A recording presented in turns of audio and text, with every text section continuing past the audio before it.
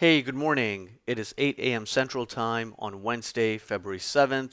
Let's jump into our trade planning exercise for today using Vulcan Trader. Now, so far in the overnight session, we've seen a breakout above Tuesday's high, which is already a bullish indication, and all of this is happening in an already bullish environment.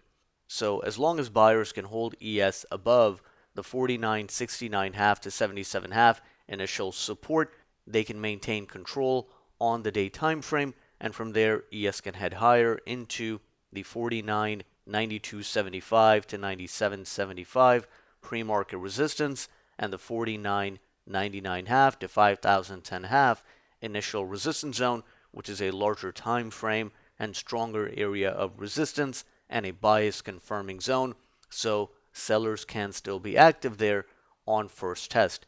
Now, if the Nasdaq puts in a successful breakout to a fresh all-time high, then that would certainly increase the odds of the S&P breaking above 5,010.5 and heading higher towards its all-time high at 5,028.5 to 32.5. So if ES can take out that initial resistance zone, then it would open the door for a test of the all-time high area. So the reward potential on the long side is quite healthy today, as long as buyers can hold ES above initial support. So let's start with the long idea. Now, in today's case, I think it makes sense to risk 2R and get a more aggressive entry off of the initial support zone. So we can see that on the upside, right now the high probability is set to 92.75. Let's change that to 97.25. And then the final target should be at least into the initial resistance zone. So we're going to go ahead and move this higher into at least 5,004. And that would allow us to buy 49.79.5 with our stop at 68.5, which is below the overnight low and below initial support. And as long as the market hits the 97.25 and 5,004, we can get 3-to-1 reward to risk.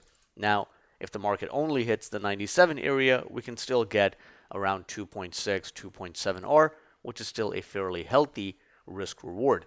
On the upside, we can still get a reaction at 49.99.5 to 5,010.5. Now, because we are trading in an overall bullish environment and the buy side is in control on the day time frame, the safer bet is to assume that we are only going to get a reaction or a response on first test and not an all-out failure. So in this case, the high probability target can be somewhere near the overnight high area, so we'll set that to 93.25. And just to be safe, we're going to take the entire position off somewhere around the overnight high. So that would mean we would need an entry of 5,007.75 in order to get 3-to-1 reward to risk. And if we want to get just 2R, then we would need 5,006.25. So this is a fairly conservative entry, especially on first test. And just to move down to 5,001 would give us our first scale out, and that would reduce the risk by 50%. And from there, all we need is a pullback to 49.93.25 to get 2R. So that's a potential trade idea. It's going to depend on how the market approaches that zone. If ES is exhausted into initial resistance, then that will certainly increase the odds of a reaction on first test. So there could be an opportunity here if the market doesn't provide any pullback and just continues heading higher into initial resistance.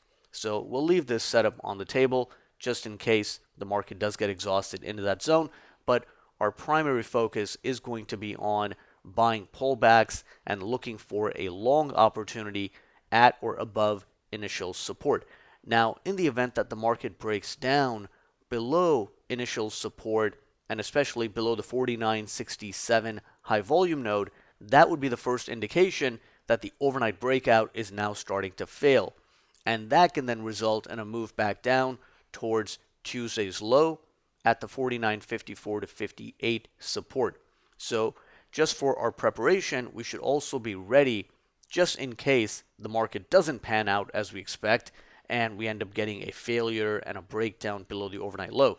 So in this case, what we'll do is make a copy of initial support, and we will set this to be a short setup. And we can see that on the downside, we want to target 58, and then the final target could be actually even lower than 50, because if it is indeed a false and failed breakout pattern and we have trapped buyers in the market, then the market may end up heading even lower towards the 49.38 area. So we can be a little more aggressive with our final target, but for now, we'll just leave it at 49. We'll leave this at 57 or so. And that means if we can get an entry at 73.25, that would give us 3R. And our most aggressive entry would be 71.25. And we are also going to set up an intraday balance breakdown setup off the initial support zone. Because again, if that zone doesn't hold, then we could have trapped buyers, and that can result in at least short-term liquidation. So there is a possibility for a intraday balance breakdown set up below initial support or on the break of initial support. So in this case, again, the high probability should be near the previous RTH low. So we'll just set this to 56. And our final target can be much more optimistic, and it can be even lower than 42.75. We could even end up testing the recent low and the bias confirming zone around 34.75. So we'll go ahead and set that as the final. And even on this one, if it's a successful breakdown and the market's really selling off on excess weakness and big and sustained downside momentum, even on this, we could actually target something like 34.75, and that means we would just need a 72.25 entry.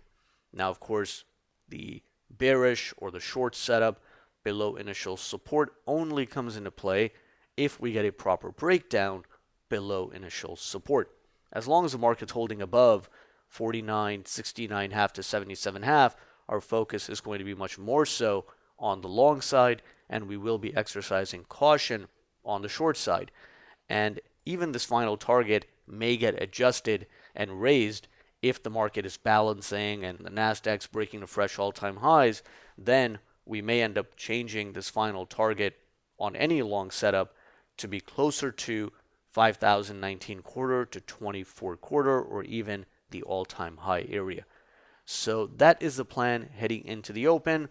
If the market is now going to put in a proper breakout above initial resistance, then ideally we want to see ES holding above the 24-hour session VWAP, which so far is around 49.80.25. So let's go ahead and set up a trade off of the aggressive support zone as well. And in this case, we can see that the upside targets are much more optimistic. Initial resistance is the high probability, and the final is up at 5,019.25. The good thing is, even if we take the entire position off at 49.99.5, we're still getting 2R. So our most aggressive long entry is going to be at 49.85.25. Our stop is going to be 79.25. And then as long as we're not seeing any major warning signs or some big downside momentum, we'll probably still end up buying 79.5 as well. Now, if the whole idea falls apart, then worst case scenario, let's say if we took the 85.25 long and the 79.5 long, worst case scenario, it's a 3R loss, which of course would suck, but that's what's needed in order to execute today's trade plan correctly and in a very process-oriented and systematic way. So we'll wrap it up with that. If you found this video to be helpful, then please do share it with other traders. Follow me on X at E-mini Player. I hope you have a good trading day, and I will catch you in the next one.